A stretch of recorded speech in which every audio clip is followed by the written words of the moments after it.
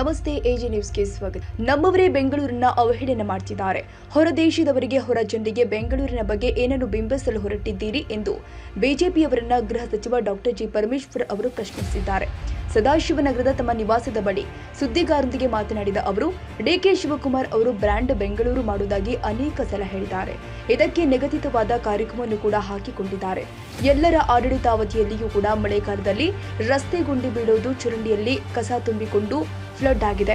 ಅದನ್ನ ಆಧರಿಸಿ ಬೆಂಗಳೂರಿನ ಬಗ್ಗೆ ಕೆಟ್ಟದಾಗಿ ಬಿಂಬಿಸುವುದು ಸರಿಯಲ್ಲ ಎಂದರು. ಉಡ್ತಾ ಬೆಂಗಳೂರು ಬ್ರ್ಯಾಂಡ್ ಬೆಂಗಳೂರು ಅಲ್ಲ, ಗುಂಡಿ ಬೆಂಗಳೂರು ಅನ್ನೋದು. ಹೊರ ದೇಶದವರಿಗೆ ಏನು ಚಿತ್ರಣ ಬಿಂಬಿಸಲು ಹೊರಟಿದ್ದೀರಿ? ನಮ್ಮ ಮೇಲೆ, ನಮ್ಮ ಸರ್ಕಾರದ ಮೇಲೆ ಆರೋಪಿಸಲಿ. ತಪ್ಪುಗಳು ಇದ್ರೆ ಸರಿಪಡಿಸಿಕೊಳ್ತೀವಿ. ಜವಾಬ್ದಾರಿಯುತವಾಗಿ ನಡೆದುಕೊಳ್ಳದಿದ್ರೆ ನೀವೇ ಬೆಂಗಳೂರಿಗೆ ಕೆಟ್ಟ ಹೆಸರು ತರ್ತಾ ಇದ್ರಿ ಅಂತ ಎಚ್ಚರಿಸಿದ್ರು. ಅನೇಕ ವಿಚಾರಗಳ ಬಗ್ಗೆ ಬಿಜೆಪಿಯವರು ಇಲ್ಲ ಸಲ್ಲದ ಹೇಳಿಕೆಗಳನ್ನ ನೀಡುತ್ತಿದ್ದಾರೆ. ಸರಿಯಾದ ಸಂದರ್ಭದಲ್ಲಿ ಉತ್ತರಿಸಲಾಗುತ್ತೆ. ಏನಾದರೂ ನಿರ್ದಿಷ್ಟವಾಗಿ ಹೇಳುವುದಿದ್ರೆ ಹೇಳಿ. ಬೆಂಗಳೂರಿನ ಕಾನೂನು ಸುವ್ಯವಸ್ಥೆ ನೋಡಿಕೊಳ್ಳಲು ಪೊಲೀಸ್ ಕಮಿಷನರ್ ಇದ್ದಾರೆ, ಪೊಲೀಸ್ ಇಲಾಖೆ ಇದೆ. ಅವರಿಗೆ ತಿಳಿಸಿದ್ರೆ ಕ್ರಮ ತೆಗೆದುಕೊಳ್ತಾರೆ. ಇದಕ್ಕೆ ಸಂಬಂಧಪಟ್ಟ ಅಧಿಕಾರಿಗಳು ಸ್ಪಂದಿಸದಿದ್ರೆ ಅವರ ವಿರುದ್ಧ ಕ್ರಮ ಜರುಗಿಸ್ತೀವಿ. ಹೇಳಿಕೆಗಳಿಂದ ಪರಿಹಾರ ಕಂಡುಕೊಳ್ಳಲಾಗುವುದಿಲ್ಲ ಎಂದರು. ಮುಖ್ಯಮಂತ್ರಿಯವರು ಪ್ರಧಾನಮಂತ್ರಿಯವರಿಗೆ ಬರೆದ ಪತ್ರ ಮೇ 21ರಂದು ತಲುಪಿದೆ ಎಂಬುದಾಗಿ ವಿದೇಶಾಂಗ ಸಚಿವರು ಹೇಳಿದ್ದಾರೆ. ಮುಖ್ಯಮಂತ್ರಿ ಅವರು ಬರೆದಿದ್ದ ಪತ್ರ ವಿಚಾರವನ್ನ ಪ್ರಧಾನಮಂತ್ರಿ ಕಚೇರಿಯವರು ವಿದೇಶಾಂಗ ಇಲಾಖೆ ಕಚೇರಿಗೆ ತಿಳಿಸಿಲ್ಲ ಎಂಬುದು ಗೊತ್ತಾಗುತ್ತೆ. ಪತ್ರಕ್ಕೆ ಪ್ರಧಾನಮಂತ್ರಿಗಳ ಕಚೇರಿಯಲ್ಲಿ ಬೆಲೆ ಸಿಗಲಿಲ್ವಾ, ವಿದೇಶಾಂಗ ಇಲಾಖೆ ಕಚೇರಿಗೆ ತಿಳಿಸಿಲ್ಲ ಎಂಬುದು ಸ್ಪಷ್ಟವಾಗಿ ಗೊತ್ತಾಗ್ತಾ ಇದೆ. ಯಾವ ರೀತಿ ಕೇಂದ್ರ ಸರ್ಕಾರ ಕೆಲಸ ಮಾಡ್ತಾ ಇದೆ ಅನ್ನೋದನ್ನ ಇದರಿಂದ ಅರ್ಥೈಸಿಕೊಳ್ಬೇಕು ಎಂದರು. ಪ್ರಜ್ವಲ್ ರೇವಣ್ಣನ ರಾಜತಾಂತ್ರಿಕ ಪಾಸ್ಪೋರ್ಟ್ ರದ್ದಾದ ಬಳಿಕ ದೇಶಕ್ಕೆ ವಾಪಸ್ ಆಗಬೇಕಾಗುತ್ತೆ.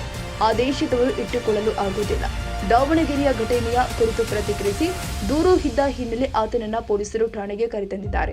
ಆತನಿಗೆ 7 ನಿಮಿಷದೊಳಗೆ ಆರೋಗ್ಯ ಸಮಸ್ಯೆ ಕಾಣಿಸಿಕೊಂಡಿದೆ. ಅದಕ್ಕೆ ಅವರು ಪೊಲೀಸರು ಹೊಡೆದು ಸಾಯಿಸಿದ್ದಾರೆ ಎಂದು ಆರೋಪಿಸಿ ಪ್ರತಿಭಟನೆ ನಡೆಸಿ ಠಾಣೆಗೆ ನುಗ್ಗಲು ಯತ್ನಿಸಿದ್ದಾರೆ ಎಂದರು.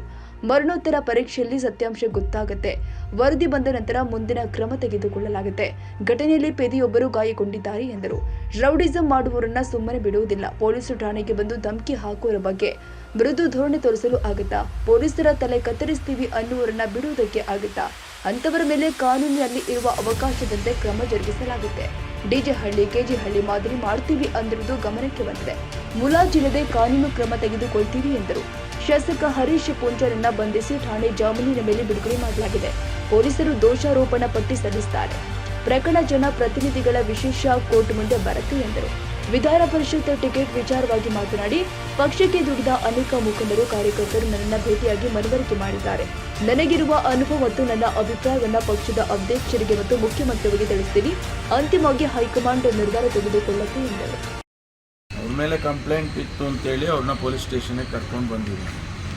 ಕರ್ಕೊಂಡು ಬಂದಾಗ ಒಂದು 7 ನಿಮಿಷ, ಅವರು 7 ಮಿನಿಟ್ಸ್ ಒಳಗಡೆ ಅವನಿಗೆ ಏನಾಗಿದೆ ಆರೋಗ್ಯದ ಇದು ಆಗಿ ಅವ್ರು ತೀರ್ಕೊಂಡಿದ್ದಾರೆ.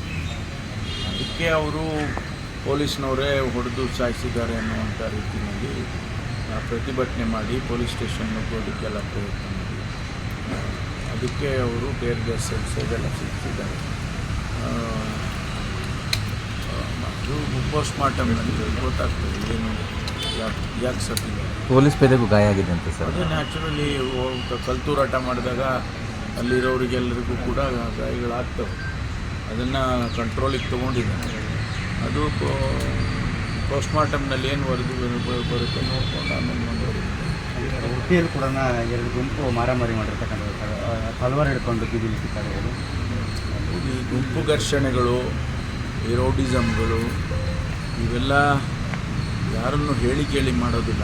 ಇದಕ್ಕಿದ್ದಾಗೆ ಅವರು ಮಾಡ್ತಾರೆ. ಅಂಥ ಸಂದರ್ಭದಲ್ಲಿ ನಾವು ಅದನ್ನು ಕಂಟ್ರೋಲ್ ಮಾಡೋದಕ್ಕೆ, ಅದನ್ನು ಹತ್ತಿಕ್ಕೋದಕ್ಕೆ ಏನು ಮಾಡಬೇಕು ಅದೆಲ್ಲ ಮಾಡ್ತೀವಿ.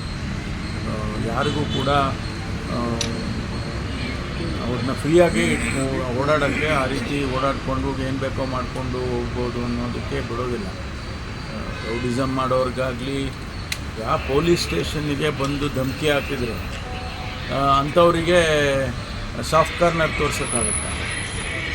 ಪೊಲೀಸ್ ಸ್ಟೇಷನ್ಗೆ ಬಂದು ಪೊಲೀಸ್ನವ್ರು ತಲೆ ಕತ್ತರಿಸ್ತೀವಿ ಅಂತ ಹೇಳೋರಿಗೆ ಬಿಡೋಕ್ಕಾಗತ್ತೆ ಹೇಳಿ ನೀವು?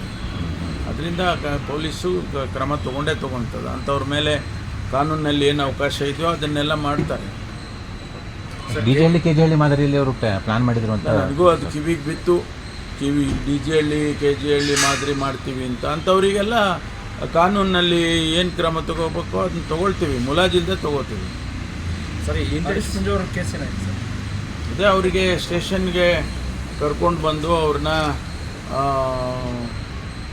ಅರೆಸ್ಟ್ ಮಾಡಿ, ಅಂದರೆ ಸ್ಟೇಷನ್ ಅರೆಸ್ಟ್ ಮಾಡಿ ಅವ್ರನ್ನ ಬೇಲ್ ಕೊಟ್ಟಿದ್ದಾರೆ.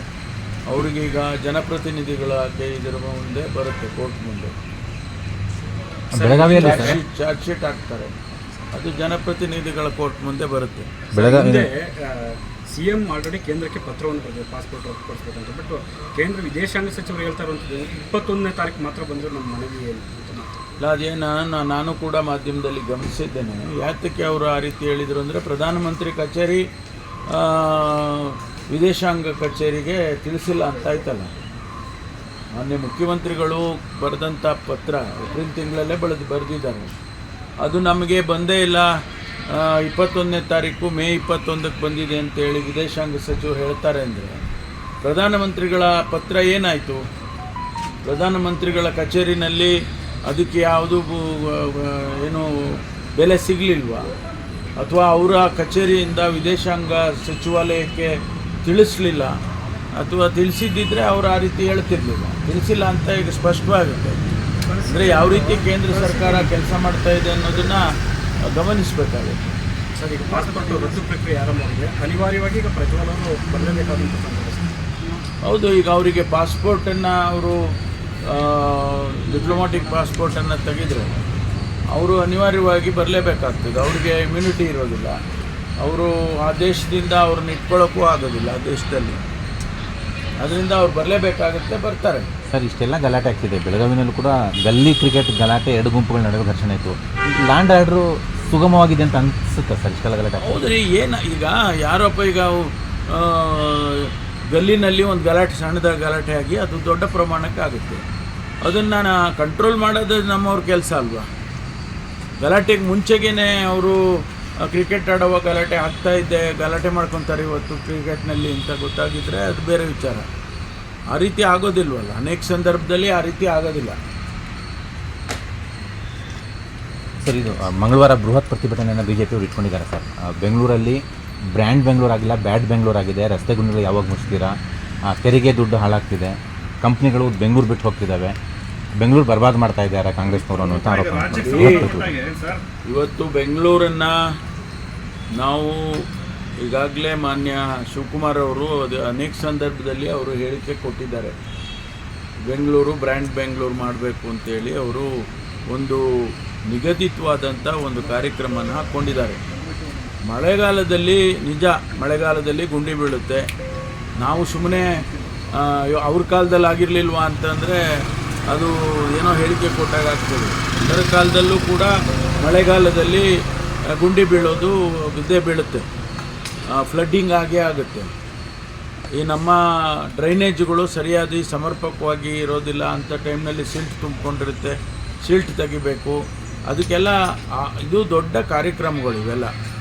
ಅದರಿಂದ ಬೆಂಗಳೂರನ್ನೇ ನಾವು ಬೇರೆ ರೀತಿಯಲ್ಲಿ ಇವರೇ ಮಾಡೋಕ್ಕೆ ಹೋದರೆ, ನಮ್ಮವರೇ ಬೆಂಗಳೂರನ್ನು ಅವಹೇಳನಕಾರಿಯಾಗಿ ಮಾತನಾಡೋಕ್ಕೆ ಹೋದರೆ, ಉಡ್ತಾ ಬೆಂಗಳೂರು ಅಂತ ಹೇಳೋದು, ಬ್ರ್ಯಾಂಡ್ ಬೆಂಗಳೂರು ಇಲ್ಲ ಅದು ಗುಂಡಿ ಬೆಂಗಳೂರು ಅನ್ನೋದು, ಇದನ್ನು ಏನು ಚಿತ್ರಣ ನಾವು ಬಿಂಬಿಸ್ತಾ ಇದ್ದೀರಿ ನೀವು ಹೊರದೇಶದವರಿಗೆ ಅಥವಾ ಹೊರಗಿನ ಜನಕ್ಕೆ ಹೇಳಿ ನೋಡೋಣ.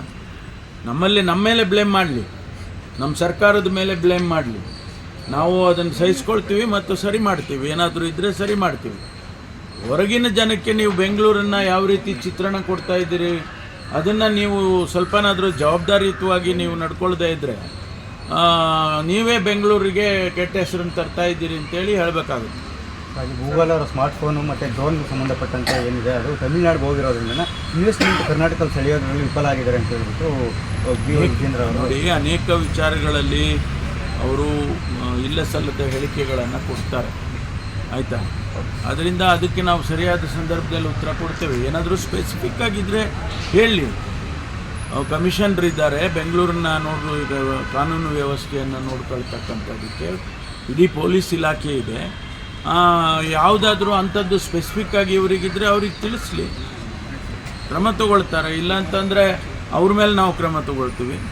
ಪೊಲೀಸ್ ಇಲಾಖೆ ಮೇಲೆ ಯಾರೂ ಆ ವ್ಯಕ್ತಿಗಳು ಕಮಿಷನರಾಗಲಿ ಅಥವಾ DCPಗಳಾಗಲಿ ಅಥವಾ ಯಾರೇ ಆ ಲಿಮಿಟ್ಸಲ್ಲಿ ಯಾರು ಪೊಲೀಸ್ ಇಲಾಖೆ ಅಧಿಕಾರಿಗಳಿರ್ತಾರೆ ಅವ್ರು ಸ್ಪಂದಿಸಲಿಲ್ಲ ಅಂದರೆ ಕ್ರಮ ತಗೊಳ್ತೀವಿ. ಸರ್ ಪರಿಶೀಲನೆಯಿಂದ ಸೊಲ್ಯೂಷನ್ ಸಿಗುತ್ತೆ ಅನ್ನೋದು ಸರಿ ಇಲ್ಲ. ಸರ್, ಬಿಜೆಪಿಯವರು ಕೂಡ ನೀವು ಕೇಂದ್ರ ಸರ್ಕಾರದ ವಿರುದ್ಧ ನಮ್ಮ ತೆರಿಗೆ ನಮ್ಮ ಹಕ್ಕಂತ ಹೋರಾಟ ಮಾಡಿದ್ರಿ. ಅದೇ ಥರ ಈಗ ರಾಜ್ಯ ಸರ್ಕಾರದ ವಿರುದ್ಧ ಬಿಜೆಪಿಯವರು ಪ್ರೊಟೆಸ್ಟ್ ಮಾಡೋದು. ನಮ್ಮ ತೆರಿಗೆ ನಮ್ಮ ಪ್ರತಿಭಟನೆ ಮಾಡೋದು ಅವರ ಹಕ್ಕು. ಪ್ರತಿಭಟನೆ ಮಾಡೋದಿದೆಯಲ್ಲ ಅದು ಅವರ ಹಕ್ಕು. ನಾವು ನಮ್ಮ ಹಕ್ಕು ಅಂತ ನಾವು ಹೇಳಿಲ್ವಾ? ಹಾಗೆ ಅವ್ರ ಹಕ್ಕು ಮಾಡಲಿ. ಸರ್, ನಿಮ್ಮ ಪ್ರತಿಭಟನೆ ಕಾಪಿ ಮಾಡ್ತಾ ಇದ್ದಾರೆ. ಅದು ಯಾರಿಗೆ ಕಾಪಿ ಮಾಡ್ತಾರೋ ಗೊತ್ತಿಲ್ಲ. ಆದರೆ ಪ್ರತಿಭಟನೆ ಮಾಡೋದು ಅವರ ಹಕ್ಕಿದೆ, ಮಾಡಲಿ. ನಾವು ಯಾವುದನ್ನು ಸರಿ ಮಾಡಬೇಕು ಅಂತ ಹೇಳಿ ಇರ್ತದೆ, ಅದಕ್ಕೆ ಖಂಡಿತವಾಗಿ ಅದಕ್ಕೆ ಸ್ಪಂದಿಸ್ತೇವೆ. ಸರ್, ಪರಿಷತ್ನ ನಿಮಗೆ ಬಲಾಬಲದಲ್ಲಿ 7 ಸ್ಥಾನಗಳಿಗೆ 70ಕ್ಕೂ ಹೆಚ್ಚು ಆಕಾಂಕ್ಷಿಗಳಿದ್ದಾರೆ. ನಿಮಗೆ ಅಷ್ಟು ಸುಲಭ ಇದೆ ಇದನ್ನು ಹಂಚುವಂಥದ್ದು? ಸುಲಭ ಇದೆ ಅಂತ ಯಾರು ಹೇಳಿದ್ವಿ? ನಾವೆಲ್ಲೂ ಹೇಳೇ ಇಲ್ಲ ಸುಲಭ ಆಗಿದೆ ಅಂತ. 70 ಜನ ಅರ್ಜಿಗಳನ್ನ ಸ್ಕ್ರೀನ್ ಮಾಡೋದಕ್ಕೆ ಅದಕ್ಕೆ ಮಾನದಂಡಗಳನ್ನು ಮಾಡ್ಕೊಳ್ತಾರೆ. ನಮ್ಮ ಹೈಕಮಾಂಡ್ನವರು ಕೆಲವು ಮಾನದಂಡಗಳನ್ನು ತಿಳಿಸ್ತಾರೆ. ಆ ಚೌಕಟ್ಟಿನಲ್ಲಿ ಆಯ್ಕೆಯನ್ನು ಮಾಡ್ತಾರೆ ಅವರು. ನೀವು ಯಾರಿಗಾದ್ರೂ ಶಿಫಾರಸು ಮಾಡಿದ್ರೆ ಸರ್? ಅದೆಲ್ಲ ನಿಮ್ಗೆ ಹೇಳೋಕ್ಕಾಗುತ್ತಾ? MLA ಎಲೆಕ್ಷನ್ ಅಲ್ಲಪ್ಪ, ನಾನು ನಿಮಗೆ ಹೇಳ್ಬಿಟ್ಟು ನಾನು ಇಂಥವ್ರಿಗೆ ಶಿಫಾರಸು ಮಾಡಿದ್ದೀನಿ ಅಂದರೆ ಇಟ್ಟಿದ್ರ ಈ ಥರದ್ದು? ಭಾಳ ಜನ ಬಂದಿದ್ದಾರೆ, ನಾವು ಕೆಲಸ ಮಾಡಿದ್ದೀವಿ, ನಮ್ಗೆ ಅವಕಾಶ ಮಾಡಿಕೊಡಿ ಅಂಥೇಳಿ ಕೇಳಿದ್ದಾರೆ, ನನ್ನನ್ನು ಕೇಳಿದ್ದಾರೆ. ಭಾಳ ಜನ ನಮ್ಮ ಕಾರ್ಯಕರ್ತರು ಪಕ್ಷಕ್ಕೆ ದುಡ್ದಂಥವ್ರು ಹಿರಿಯರಿದ್ದಾರೆ, ದುಡ್ದಿರೋರಿದ್ದಾರೆ. ಅದನ್ನು ನಾನು ಕೂಡ, ನನಗೂ ಅಧ್ಯಕ್ಷನಾಗಿ 8 ವರ್ಷ ಈ ಎಕ್ಸರ್ಸೈಸ್ ನಾನು ಮಾಡಿದ್ದೇನಲ್ಲ, ಸೊ ನನಗೂ ಒಂದಿಷ್ಟು ಅನುಭವ ಇದೆ. ಅದನ್ನು ಅಧ್ಯಕ್ಷರಿಗೆ ಮತ್ತು ನಮ್ಮ ಮುಖ್ಯಮಂತ್ರಿಗಳಿಗೆ ತಿಳಿಸ್ತೇನೆ. ಅದು ಅಂತಿಮವಾಗಿ ಆಯ್ಕೆ ಮಾಡೋದು ಡೆಲ್ಲಿಯಲ್ಲಿ ನಮ್ಮ ವರಿಷ್ಠರು ಮಾಡ್ತಾರೆ. ಗೊತ್ತಿಲ್ಲ ಸರ್. ಇದು ಸರ್ KPCC ಅಧ್ಯಕ್ಷರು ಬದಲಾವಣೆ ವಿಚಾರದಲ್ಲಿ ಸರ್, ಈಗ CM DK ಶಿವಕುಮಾರ್ ಅವರು ಪದತ್ಯಾಗ ಮಾಡ್ತೀನಿ ನಾನು ಅಂತ ಒಂದು ಮಾತನ್ನು ಚರ್ಚೆ ನಡೀತಿದೆ ಸರ್. ಈಗ ಅಲ್ಲ, ನೀವು ಕೂಡ 8 ವರ್ಷ ನನಗೆ ಗೊತ್ತಿಲ್ಲ ಅದು ಯಾವ ಥರ ಅದೇನು ನಡೀತಾ ಇದೆ ಅನ್ನೋದು ಗೊತ್ತಿಲ್ಲ. ಆ ವಿಷಯದಲ್ಲಿ ನನಗೆ ಗೊತ್ತಿಲ್ಲ. Thank you. ಸೊಸೈಟಿ ಹೆಲ್ಪ್ಲೈನ್ ನಂಬರ್ಗೆ